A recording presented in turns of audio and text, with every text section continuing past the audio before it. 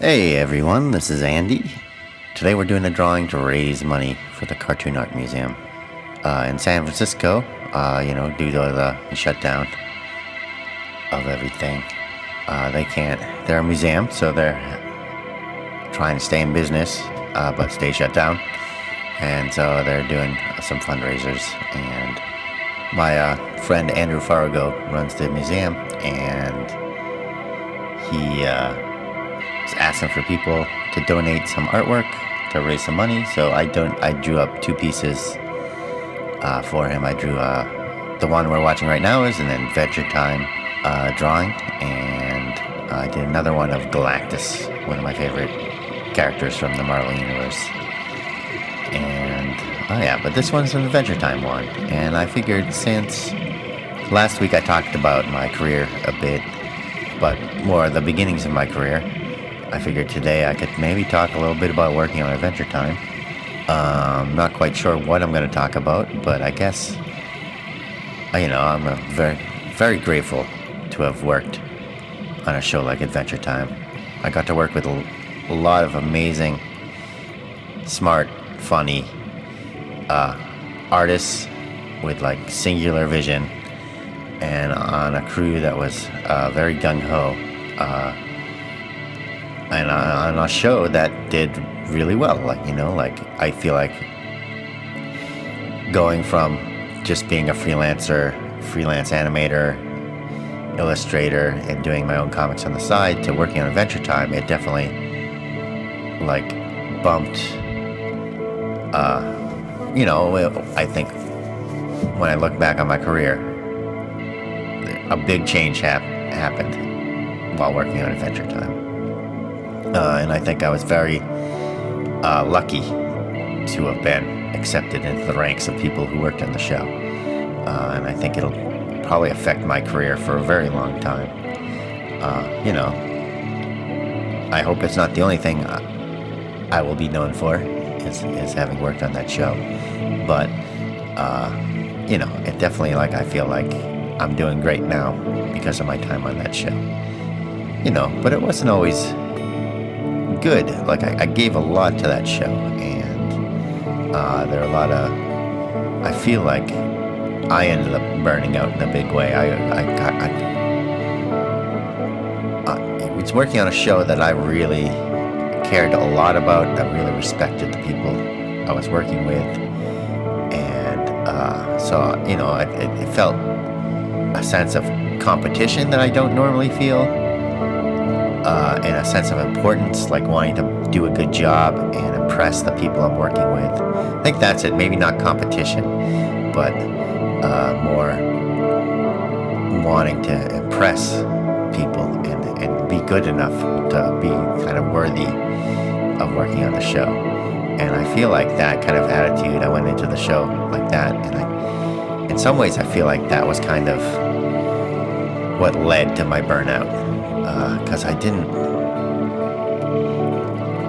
one thing I think every artist needs to learn is how to put up proper boundaries with their work life, and for more traditional artists, it's probably a little different. But for commercial artists, like someone doing animation is a very demanding job. Just whatever you're doing in animation, it's especially for TV, it's kind of like a grind, every week. Right now I'm doing backgrounds, and each week I finish a certain amount of backgrounds, but as soon as I finish those backgrounds, there's another batch of backgrounds to do, and that's going to go on for an entire year. And if you don't create a good boundary between yourself and that work, it can consume every aspect of your life. And that's kind of what happened on Adventure Time. For me, at least, I think everyone who's worked on the show had a different experience, but I know, the first year or two working on the show was incredible, and I was super enthusiastic, and I gave a lot, but looking back on it, I would say I maybe gave too much. And it's like once you start giving that amount, they're going to expect that amount every week. And at some point, I couldn't keep up. Like, I feel like I got burnt out on character design, and then I tried to switch over to storyboards, but that took a long time to find a replacement, and the burnout just got worse. And by the time I started storyboards, I was just totally burnt out altogether, and then I struggled so hard with boarding. I think boarding is very tough anyway, and I was just kind of like, you talk about the well of inspiration and ideas. Like, my well was dry when I started storyboarding, and I did an okay job. Like, they didn't want me to quit when I did quit storyboarding, but I definitely look back on the work I did, and I can say, yeah, I did okay, but I don't feel like the work I did while storyboarding was very inspired on Adventure Time. Not at the level I wanted it to be. Like, I was disappointed with my performance. I ended up leaving storyboarding feeling very defeated, and it's something I'm still struggling with to this day. And I kept taking breaks from Adventure Time and coming back and doing different jobs. Like, I came back as a background designer, I came back as a storyboard revisionist, and I kind of did that because I kind of knew the crew, and I knew the style, and it was easy to come back. Like, why wouldn't you want to come back to the show that's super popular? And once you're not working on a show like that, you can feel the absence of that sort of attention. If you're not used to getting that sort of attention with your artwork, it can be sorely missed. And I think that kind of affected me a little bit too. Yeah, man, I don't want this to be a downer, but I'm going to keep talking for a little bit about this. Because I think, I'm still not out of the woods on my time on Adventure Time. Like, I'm still, I think it affected. I was pitching my own pilot for a while. I pitched 2 pilots, and one got pretty far, and I canceled it. I kind of was like, I just realized I wasn't enjoying making it. I thought it turned out pretty good, and I thought I was boarding it myself, and I thought my boarding skills had gotten a lot better. I learned a lot working on Adventure Time, even though I probably boarded longer than I should have, because I was feeling kind of burnt out the whole time I was doing it. I still, got pretty efficient at doing the job, and I learned a ton. And it's kind of like, while I was doing the job, I was in panic mode the whole time storyboarding, and having like anxiety attacks, and probably terrible to be around at the office, because I'm sure anxiety was just shooting off of me. And I probably should have listened. Like, it's like those, when you're having anxiety attacks, that means like something's going on, something's wrong, and you need to stop and slow down, and listen to your body,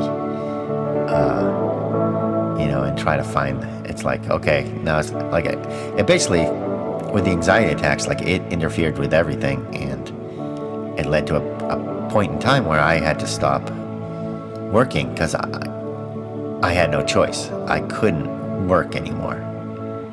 It was too painful and too much of a struggle to be creative and come up with ideas. And Adventure Time is a show that dealt with a lot of dark things, but it also had this like heart full of joy at the center of it. Like, despite the darkness, incredibly optimistic show.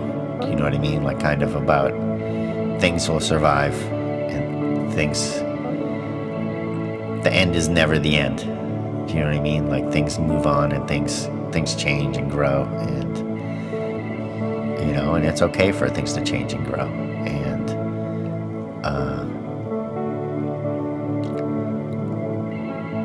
it's funny how when you're not, things aren't right in your own head, how everything, things that should be easy or things that should be fun or enjoyable or opportunity, like amazing opportunities come your way, and they should be easy, that like you should be grab them by the hand and like be like, whoa, like this is incredible, I get to do this, and now these people are offering me to do this. And I had so many amazing opportunities come my way that I just couldn't take.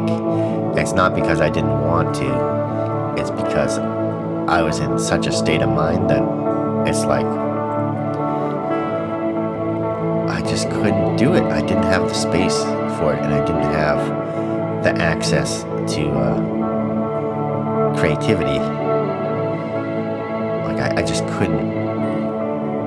I couldn't do it. It's a very crazy time for someone who, you know, I spent their entire life being creative and coming up with ideas, and usually is full of ideas, to just be like dry and empty and be like, oh no, like what's wrong? Like it's just what's wrong? And then like, you know, people are super friendly. Cartoonists, animators are super friendly, nice, kind, generous people for the most part. You know, most of the ones I know are some of the most beautiful, sensitive, introverted weirdos. You know, they're my people basically. You know, and they're all focused on making these beautiful projects for the most part. And you know, like I got offered to you know, jump in on Steven Universe at the ground floor, and I couldn't do it. I had to turn it down, and that was heartbreaking, because I just, you know, I love Rebecca's work, and I knew whatever she was going to do was going to be cool, but I just couldn't be a part of it. I was too shut down, and that show had to be like open, like an open, bowl of emotion, you know, to do that show properly. And then Ian JQQ asked me to help him work on OKKO, what eventually became OKKO, and we even met a few times and tried to work on stuff together. But I was just, you know, I was worn down. And that's like another show, a super cool show, it's super funny and should have been right up my alley, you know, but I was just shut down. And, you know, and it's not just being burnout that shut me down. There are other emotional stuff going on that led to me being shut down. But basically, as I was getting to before, you know, around that time of my burnout was also around the time when my body was like, hey, we gotta stop, and there's a bunch of stuff we have to deal with. And you've been ignoring this for a long time, and now it's time to deal with it, buddy. And yeah, everything kind of mentally came crashing down. And it's weird. I'm not in LA anymore. And, you know, like some ways that's great, because with all the fires right now, and, you know, I'm glad I'm near my family right now, with everything going on with the COVID-19, you know, it's nicer to be near my family. And I like the weather out in New England a lot better than LA. But I have huge regrets about not, I feel like the last half of the time I was in LA, I kind of turned into a hermit. Like, when I arrived there, I was part of this project, and it was kind of like the whole world of animation was open to me because of the project I was working on, you know, and everyone was super accepting and excited to hang out and collaborate and meet me. And at some point I started to just shut down, and I just couldn't do it. It's like I saw all these opportunities, and all of them kind of slipped through my fingers, you know, and there'll be opportunities again, and there are opportunities right now. But it's funny to be in a situation where you're like at the cusp of all your childhood dreams are coming true, and you can't it's like for some reason you can't reach out and grab it and take it by the reins. Like there's something broken inside that just doesn't let you reach out and live life in a way that is very full. And yeah, that was my experience in LA. And my main regret with leaving is not all the cool projects I'm gonna miss, because I'm still working in LA even though I'm in Massachusetts. I'm working remotely, and I think I'll still be able to get involved with cool projects, but I'm gonna miss the people and the creative ideas, and being able to meet all these neat people with neat ideas, and wanting to move the discussion forward in a progressive way. And really, I know we're talking about animation, but I feel like there's a discussion happening in animation that's on the forefront of what's being discussed in culture. And I think it's a very important discussion, and the people who gravitate towards animation are gravitating there because, and I think this is true of comic books too, is because the comics and animation are discussing things, and science fiction and stuff like that, are discussing things that culture isn't allowed to really talk about yet. They're kind of moving things forward, and they're talking to people who don't normally get the attention they deserve, basically. And I think that it's pretty amazing about animation. Yeah, and I really regret having to shut down at a time that should have been this time of open journey of collaboration and creativity. And yeah, it's a real bummer that I wasn't able to overcome my own inadequacies at that time. And I don't know, I hope I can get to a point where I don't regret that kind of stuff anymore. I hope I can get to a point where, I still, in a way, I shouldn't feel like a failure, but in my own head, I feel like I failed at being in LA. And I didn't fail because I didn't get a TV show. I didn't fail.